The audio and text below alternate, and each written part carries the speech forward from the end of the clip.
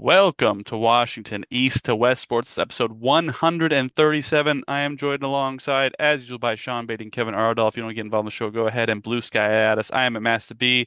Sean is at Nasty Billy 22. Kevin is at SEA to believe that C. No. Emerald Bowler. Whoa. We've been out of the game for a while. Emerald Bowler on Blue Sky on X or Twitter. Sean is Nasty Blade 22. Kevin is C to believe SEA to believe. Subscribe to us on YouTube. Tell us what you think of the topics we talk about in the comments below. We're doing a quick episode today since we've been off for a while. So we've got two main topics, and we're going to start with the Seattle Seahawks. They have begun their season. They lost in the opening week 17-13 to the San Francisco 49ers at home. Then they went to Pittsburgh and won 31-17. And 2 days ago, they beat the Saints 44-13 in Lumen Field. And I'm going to throw it to the man who was at the game for the opener. Kevin, what have you thought of the first 3 weeks? And then what did you see at the opening game against 49ers?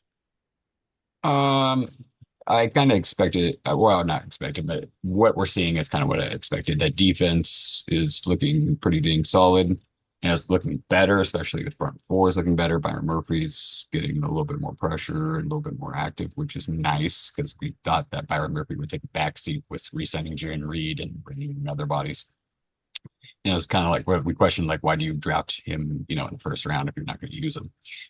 Um, there is still some question marks. The offensive line doesn't look as good as what we thought during the preseason. It is getting better. The left side looks fine. The middle to right side is kind of what's the question at the moment. Um, but it is accumulating along to where, like, I think it'll eventually, I think it just will take reps and then time and hopefully no injuries to where we can establish it. From what I saw in the first game, there was a lot more of like shotgun plays, things along that line, taking stuff out of the gun that didn't really work to the style of what our OC kind of wants to do. Um, versus the last few games, I think you saw more play action run um, things. The nice part of being there is actually seeing route running. And then some of the route running in the beginning, especially in the first half, I was like really question marking. It was some weird cutesy shit. Like, I mean, they were doing good intermediate, but like there's things that they were making like Cooper Cup and like Horton do that I was just like, what are we doing here? I was like, what are we doing on that route? It was definitely fun to be there, even though we did lose. And then I went with a freaking Niner fan, and there was way too many Niner fans there. That made me want to throw up. I would say probably because people are like, oh, half the seat, and it wasn't half the seat. I'd say probably about 20%, 20 to 25% of the fans in there were 49er fans, which is still, that's gross. It should be a max 10% is the max that it ever should be. All in all, defense looks solid, minus Rick Woolen, but that's kind of been taken care of with Job. Job has been looking really good. So yeah, Ernest in the middle everything looks good there. Fronts could be better, but I think that it will gel over time. Cat's been looking good. Like I said, Byron Murphy. Derek Hall's had some moments as well. And then the kid that we got from the Rams too, Kendrick. Um, Even though one of those picks was kind of a gimme because it was garbage throw. Like I could have picked it. Like uh, honestly, my dog could have picked it, but it was because it was that bad of a throw. But all in all, two and with the Niners being still good, even now they're hurt, but they're still technically a good team. Um, the record kind of speaks for itself. Like I thought week one's always a crap show. You don't know what like they were figuring stuff out. We were trying to figure stuff out as an offense. There's so many new pieces on that offense that it was just kind of like the defense showed up. It was just more the offense just trying to figure out its thing. But Justin Smith and Jigba looks really good. I'll say that. Like I like what I see out of Jigba, minus the fumble in the Niners game. That shouldn't have happened. But yeah, I'll pass it. Sean, what have you thought of the first three games? Coming into the year, I thought they would be 1-2 at this point. So they're 2-1. So um Aaron Rodgers is just awful at football. But so that's really funny to see. But Yeah, to Kevin's point, I mean, I think I brought it up to somebody at some point. We were maybe when we were gaming, like people were saying, and I was saying this online, they're like, man, the offense week one was bad. And I said, like, well, yeah, but like, look at it this way. The O line had, because I don't count Abe Lucas because he was barely playing last year. So if you don't include Abe Lucas, you have a new center, a new left guard, and a new right tackle. That's You have two guys returning of your five. Your running backs are the same, that's true, but you have one tight end who was a rookie last year, and other than that, it's his second year, and he's like the vet in the tight end room now. And your receiving core is JSN, who was a rookie, and he's now the vet in, or he's like the longest tenured Seahawk in that room. And then you have a new quarterback, a new OC, and I'm like, yeah, it's gonna be sloppy for a little bit because even the guys like I just said, the guys who have been there, the pass catchers who have been there, AJ Barner and JSN, they're still figuring out how to play NFL football, let alone like what it's like to just be at these certain things. So they're figuring out how to be a pro. It's a new system for everybody. It's gonna take a couple weeks for this offense to figure it out, not because Kubiak or something's wrong. It's just because everything is like there's no camaraderie with any position really. So it's like it's they're just gonna figure it out, and they're figuring it out nicely. And to someone's point the other day, like, look, we always talk about like the Saints are really bad. Well, the Saints are bad, but good teams are supposed to beat the poop out of bad teams, and they did for the first time I think in a long time. That's what they do. You're supposed to beat bad teams by a lot, and they finally did. They just got up on them a lot and never let them get back up. Obviously, there's some junk stuff at the end, but yeah, on the defensive side, Kevin's point, they're playing pretty well. They need to convert more sacks. They get a lot of pressure, but they cannot close, which is like again why I wanted like that big pass rusher, that one guy at the end who could like actually finish sacks because they just don't have a guy like that right now. They have a lot of guys that can get pressure and make some quarterbacks move, but and Matthew has said, a lot of quarterbacks in this league can move now more. That's not really the end all be all as much as it used to be. They can move, so you've got to finish the sack. That's really important, and they're just not. They're finishing at a really low rate. So pressure's good. Let's finish. Corners, yeah, Woolen was kind of definitely the weak spot, especially early. He hasn't played as bad the last couple of weeks. Again, I mean, we're talking old man Rogers and Spencer Rattler, so it's not like he's going against like the end all be all. But the secondary has looked pretty good. Job is like, all right. I think something's there. Kendrick is nice. He has as many picks as drop picks. He should have about 4 picks right now, but he's had some very bad drops. One drop that did lead to directly points the other day. So I'm like, again, like, yeah, drop picks are like, oh man, that sucks, but like it does lead to points. You need to pick that ball because sometimes some mean more than others. So I'm like, oh man, that really would have been nice to grab. But Horton looks really good. Kevin's boy Cup. I think he actually is playing pretty well because teams are still clearly worried about Cooper Kupp because when he catches the ball, he's got space and works. So they're letting It's kind of like the Tyler Lockett DK thing. They're letting JSN work because he's still very young. Cooper Kupp doesn't have anything to prove. If he's on the field, you know what JSN, you know what Cooper Kupp is. Yeah, he's lost maybe a step, but his game was never speed. It was always about killing zones and finding routes. So they're like, look, we know Cooper Kupp, who won the Triple Crown not too long ago in receiving, can still do his thing. His game, he's not Tyreek Hill. He's not based off speed. So if he's in the lineup and healthy, he's going to still be good. So they've been focusing on him. Now JSN's killing him last game, and they're like, okay, after the first drive, like we can't do that anymore. And then Horton's get one-on-one stuff. Him and AJ Barner after that first drive were just like running down the field. I felt like there was no one anywhere near both of them, and that's really good because like if you're gonna go after Cooper Kupp and JSN over and over and over, these two guys are gonna kill you. So I saw that the Seahawks lead the league in explosive plays. They have about 24% of all their pass plays go for more than 20 yards. So one of every 5 times they drop back, it goes for 20 plus yards, which is a pretty good number, it turns out. So yeah, that's pretty. It's pretty nice. I'll brush it up real quick. O-line will get better. I wanted them to bench a lot of guys in the second half, but leave the starting O-line in there because they just need more camaraderie. To Kevin's point, like they just need playing time together. Practice is one thing, but you need real reps. Should have kept them in there the whole game just because they need reps together. They just need reps because you can see Kenneth Walker got the game got as they went along, as they got more reps in the beginning of the third. They were getting better running, and Kenneth Walker was getting longer runs, but they just need more reps together. Again, it's basically a whole new line except for your right guard and left tackle. They just need to work together more, and so I would like to see that, but it's getting better. The running game will get better the more that these guys play together. And so, yeah, it's been I thought they were going to be 1-2, then they're 2-1. That's great. And the team in front of them that they lost to lost Bosa.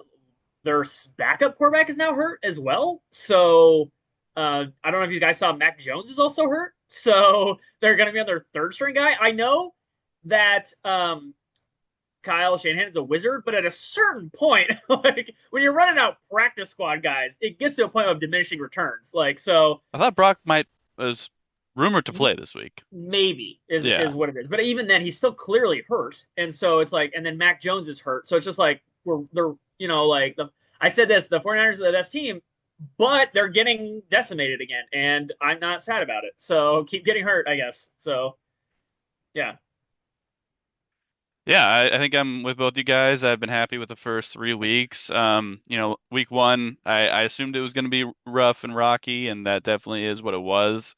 They had a chance to win the game. I mean, if Reek makes 2 plays at the end, obviously you could say that about a lot of plays, but those are yeah. two plays If their kicker's not so bad, he's yeah, cut. Yeah, that certainly yeah. stands out.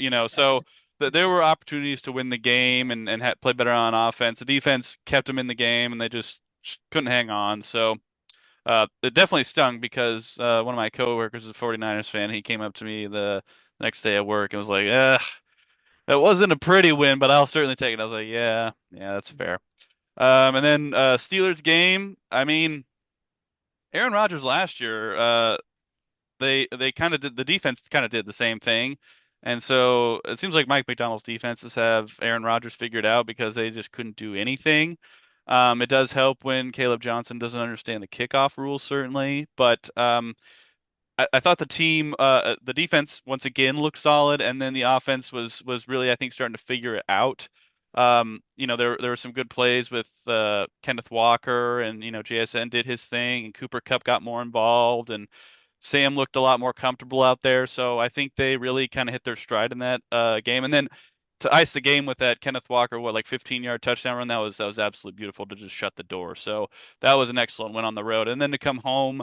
I was up in at a friend's place, and we were on our same fantasy league. And we watched the morning games, and then I was going to leave at halftime of the Seahawks game, but I left it about early second quarter because I mean they were up Yeah.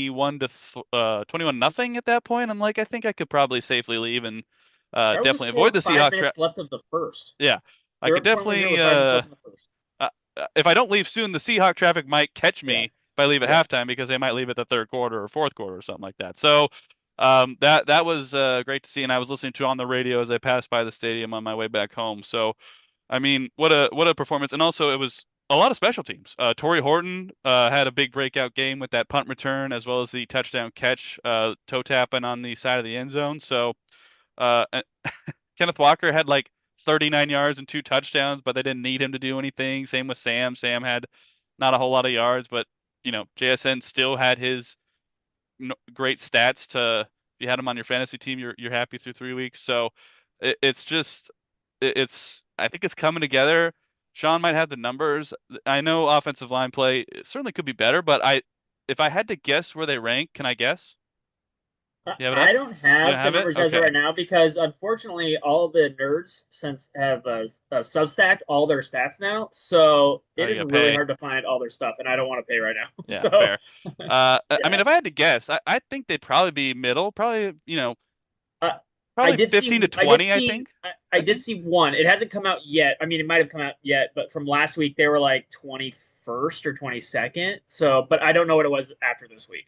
That was after week 2. Yeah. And Sam, I think Sam got sacked a few times against the Niners, but looking back at the Steelers game, maybe once. And then the He Saints game, I don't think he was no. really touched. So, Saints just don't have any but talent, but but, but yeah. I'll say this for Sam. Sam took some shots in the Pittsburgh game and delivered some bullets. Like Yeah.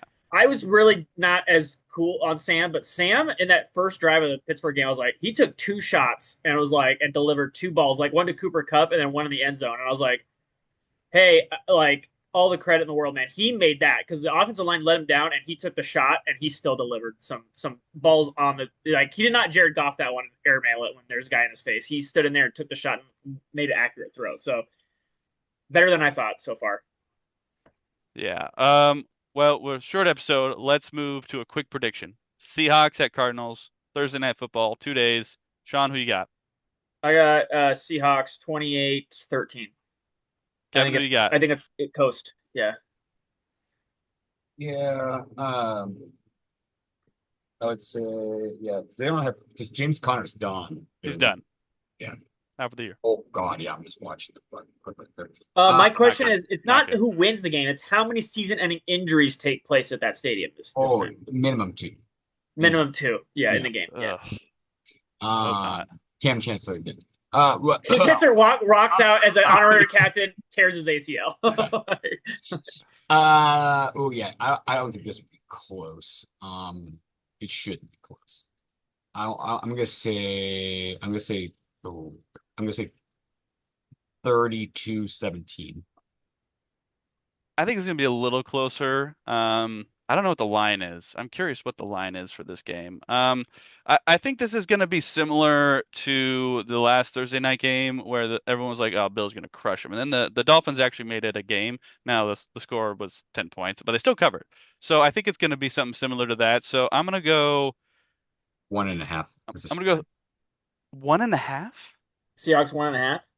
Mm-hmm. No Well, yeah, way. because Okay. Well, the Seahawks are covering that. I'm gonna the say standard is 3 points for home, so that means the Seahawks are basically a 4-point favorite in this I'm game. gonna I'm gonna say Yeah, 30-24. I I think mean, I think it's technically our second home because we're gonna have more fans in that stadium yeah, that's true. yeah. than they will. I'm gonna say 30-24 Hawks in that one. I And I also must say you guys as we say on this podcast, I like the Cardinals, but I think Kyler is gone if they don't do well this year. Like it do I we don't get it. always have a primetime game in Arizona? I feel like Feels like we do, yeah. it's Yeah. always like Thursday night or something, and the game always ends where the Seahawks fans are chanting at the booth at the end of the game. I feel like that happens every time. Yeah. Yeah. Yeah, it sounds about right. For like the last 5 years, I feel like every time we play there, it's a Sunday night or Thursday night game. Yeah. All right. Yeah, Well, quick episode. Let us know what you think of the Seahawks. Go ahead and blue sky us. I'm at Master B. Sean is AskBilly22. Kevin is Emerald Bowler. X. Sean is AskBilly22. Kevin is C2 Believe. Subscribe to us. Tell us what you think in the comments below. Let's talk about the Seattle Mariners. And it looks like they are on the brink of the postseason. They are currently down right now, Yeah. 3-1, but top of the eighth against the Colorado Rockies. But they are very close to at least clinching a playoff berth, and they have they are sitting in the driver's seat for the division. So the last time we were on the podcast, the vibes weren't great, and the vibes have certainly turned around because they have won. Let me count it: 1, 2, 3, 4, 14. 5, 6, 7, 8, 9, 10, 11, 12, yeah. 13, 14 out of 14 of 15. 15, yeah. So they have certainly turned the vibes around, and good vibes only, I think. So, Sean, what have you thought of the Mariners since our last podcast? I will say, obviously, the vibes are great. There was at one point, I think it was on Saturday, where the Mariners were 13-1 in their last 14 games, and the Cleveland Guardians had gained ground on them because they were 14-1 because they played a doubleheader. And I was like, can we just because we had the Rangers who were super hot for some reason they had all the Mariners backups, and I was like, okay, if they're just gonna cool down because they're not that good, and we'll coast into the playoffs. And then the Cleveland's like, no, we're just gonna do something incredibly stupid, and like I know you're the craziest hottest team, but we're just somehow hotter than you. And I'm like, guys, can we just take a breath? I just want to take a breath. We won 14 of 15, and I still can't breathe. Like, just lose a freaking game, Cleveland. And there is and the sweep of the Astros made me feel better because that's really what we needed to do, which was like, I never thought that was happening, but man, did it feel good. No, the vibes are great. I mean, obviously, you want to sweep the Rockies, but as Kevin says, the other team is played to play baseball too. And the Rockies have won 40 games this year. It's not like they've won like 3 or something like that. Or no, 30 something. But still, they've won 30 something games. The worst teams in baseball history are going to win 30 something games. Like, they're paid to play baseball. And you want to sweep them, but the goal is don't lose the series. But you set yourself up. Astros are losing as well, 4-1. You've given yourself enough of a buffer to win the division, play for the 2 seed. But you have thankfully you have all the tiebreakers basically over every single team. So that's great.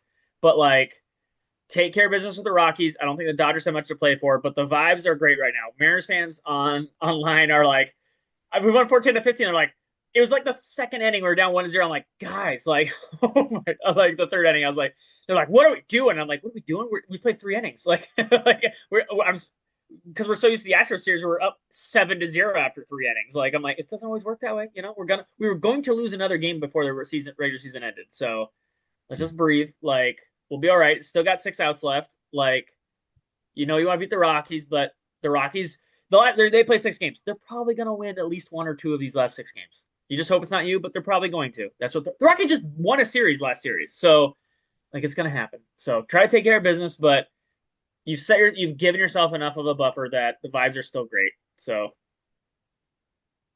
that's it. Kevin, what you got? I think we need to sell everybody on the team because they didn't go 15 for 15. It's unacceptable. Burn it Uh, down. Losing to the God, Browns. online right now, I'm like, guys, like it is one game against the Now, Rockies. I will say the Mariners, you should not be getting like 1 run against a guy who has a season ERA of damn near 8 He and has getting 4 starts. Like it's 4 but starts. still, he's not like I know, but Bryce Miller's good and he has an ERA of 6. So let's just be, let's just call it what it is. Like yeah. it's it So lucky for us, we have that. Plus, Guardians and Tigers are playing each other. yes. Toronto and the Red Sox are playing each other. Mhm. And I believe Guardians play Texas. They play Texas in the last series, yes. So that helps too. And then I think the Tigers played somebody really difficult. They play the Red Sox? I thought they played somebody Yes. that was also I relevant. think I've got it here. 1 second. Hold on. That's why we would win. It's on my document here. 1 second. Yeah, because that's why we would lock up a playoff spot if we win tonight, because Yeah, someone has to it's lose. Red Sox and Tigers for the Yeah, weekend. yeah, someone has to lose those series. So we are very blessed that we just play 2 teams out of the National League, nobody in the American League. Mhm. Kansas City is still technically have to win out, but and like 4 teams have to lose. It's not. It's basically the Astros are the last team that's kind of like on the fence. Rangers Texas and technically has to do the same. Texas has to win out, and yeah, there's 6 games out with 6 games to play. Like how games go tonight, they might be eliminated as we speak. So yeah, it looks favorable because honestly, like I said, Cleveland would have to continue to do what they're doing, but then at the same time too, they play the Tigers, so then they bring the Tigers in and makes us, because we have that. So we'd have to have a weird scenario for us not to make the playoffs. Now, can we still lose the division? Yes, we want to win the division to where we can at least get some home games, but that's we basically have to go 2-4, and the Astros have to win out, and they're not winning out, so that we will have to go like, yeah, we'll have to win 1 game base for the rest of the year for the Astros to win out. If the results finish today, the Astros have to lose today. They haven't lost today, but yeah, we have to go 2-4 to the Athletics. So that's yeah. Luke Rayleigh on first. There we go. Lead off, hit by pitch. Yep. Watching it. But, yeah, the Kansas City is 6.5 out. Ow. Kansas City is 6.5 out with technically still 6 to play right now, depending on how these games go. I'm on this playoff tracker. Mariners clinch a berth with a win tonight. That's what I'm looking at. So yeah, because the Yankees won, they will clinch at least a wild card if they win tonight. Yeah. I'm liking what I see out of this pitch. The starting rotation is just really good, and then even the bullpen is good. Yes, the bullpen's going to give up. There's been like Vargas has kind of been struggling a little bit. Spire had a kind of a rough night, one of the nights last week. But the Vargases in the playoffs aren't going to see any playing time anyways. You play like four relief pitchers in the playoffs, and that's about it. Yeah. To where, the starting rotation. The only thing I'm worried about was Woo's pectoral tightness, which I believe he's cleared tomorrow. They said he's not going to pitch, and I don't think that was. They're just going to rest him. No IL stint. I don't mind that at all. Just bring up Logan Evans or whatever the hell you're going to. Well, you have Hancock in the bullpen. Just let him start. Hancock? Okay, so then you just let Hancock start. Yeah, just let him start. People are like, move up Kirby. I'm like, don't. It's the Rockies. If you get swept by the Rockies because you don't have Woo, that's on you. Hancock's fine. Hancock can get you 5 innings. Like, there's nothing wrong with that. Yeah. Of at least 3 less. But yeah. So yeah, they've been good. Yeah. yeah, the rotation's coming in nice. Logan and Kirby finally figured out what the name on the back of their jersey said. They're like, Yeah. oh, we're good at baseball. Let's do the thing. Yeah. Yeah, as long as Luis Castillo kind of he's been doing better. He was kind of The struggling. room Jeff Passan said it's probably going to be those Another three, and walk. Luis and Miller are going to go to the pen when the playoffs start. Is what the rumor is right now. Obviously, it depends on Woo, but Yeah. No, it like would. if Yeah. If all of them are healthy, your starting three should be Gilbert, Wu, and Kirby. yeah, Yeah, no yeah, doubt. yeah, and then those two in the bullpen. That's nice because you have four studs in the pen plus two starters that come into the pen. Yeah. You have six guys right there that you're comfortable rolling out for an inning. Yeah. Like it's fine. And it's Yeah, so nice too, because like if somebody gets in trouble after you like both Miller and Luis can get you 3-4 innings yeah, easily. they can go. And by the way, Hancock, since he's been in the And bullpen, have Hancock, you seen his yeah, numbers? He's been awesome in the yeah, bullpen. Like yeah. yeah, so He was doing it in AAA too, and I'm I gonna think that's jump in real here before it gets yeah, too late in the yeah. pod, but I said on our last podcast I was ready to get hurt again. I'm so glad the hurt will not come until the postseason. It's great to have this feeling, and obviously it's not secure, but it's pretty secure. So it's great to have the Mariners be back in the that's postseason, and I'm gonna try my absolute darndest to get to a game, especially if they win the division, because you know, my bucket list is to see the teams that I root for win a championship before I die. I would love to do it in person. That's the ultimate bucket list. But as That's long as I can see it, that's not a fair bucket list because you don't control that. I don't Like the control bucket that, list is like what absolutely. you But want if to do. I know I can't control it. So if there's an opportunity for me to go see my team in the postseason, like that is something I'm going to try and do because we never. What have you guys been to a postseason game before? I've never been to a postseason game. No, That's a bucket list item my right there. bucket list is to win the $1 billion lotto. That's my I bucket list. mean, That's that's my a bucket list. bold Yeah, bucket list item, but that'd be yeah, cool. something I can Um, control. yeah, so it's just great to see this team doing what it's doing and have it all That's come tough. together, and they seem to be having a great time, and of course, winning is always a great time, so that's awesome. But I the pitching has been better, the hitting looks good. Like I'm not afraid to face any team, and I think the Mariners can beat any team, and so I'm happy to just be in and have a chance to win a championship. So it, it's uh it's exciting. And they're a good position to make a run at the thing Yeah. too. Like they are So built to win the playoffs. I, with what Cal has done this season, setting records and just from top to bottom, we're watching Randy bat right now. Julio's been coming on strong in the second half. I, Everyone's kind of had their moments. Dominic Canzone's played well as of late. I saw JP's a played stat about well. Julio. A stat about Julio. Over the course of baseball history, Julio is the third biggest trend in how bad he is in the first half to how good he is in the second half. Third biggest of all time. Of all time.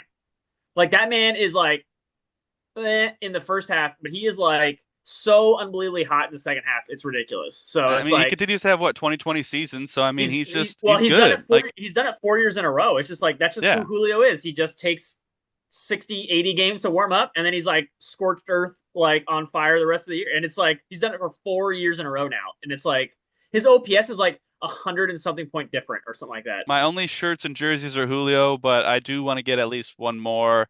Cal is an obvious choice, but maybe I'm mix If it they up a sign little bit. Maybe a if they pitcher. I don't sign know. if they sign Naylor, I'm doing a A Naylor Naylor jersey. would be cool. Yeah, Naylor would be Yeah, cool if they re-sign Naylor. And yeah. you know, obviously the season's still going and he's still on our team. But Mariners, come on, man, They want him. come on, I think they'll I get Naylor done. come on. They'll that's the get Naylor. number one priority this offseason is getting Yeah, And they'll get. Naylor for me is like the definition of the Seattle Freeze. Like he doesn't really seem to be a guy that enjoys everything that goes on with the Mariners, but he is certainly all in with the Mariners. You know what I mean? He's not necessarily happy to get the trident, but he'll ham it up a bit when he gets it. So uh, this team is fun to watch, and I'm excited to see what they do in the postseason. Let us know what you think of the Seattle Mariners. I am at Master B on Blue Sky. Sean is at NastyBilly22. Kevin is at Emerald Bowler. Subscribe to us on YouTube. Let us what you think in the comments below. Next time, we're hoping to come back next week. We'll talk about where the Mariners are at in the playoffs.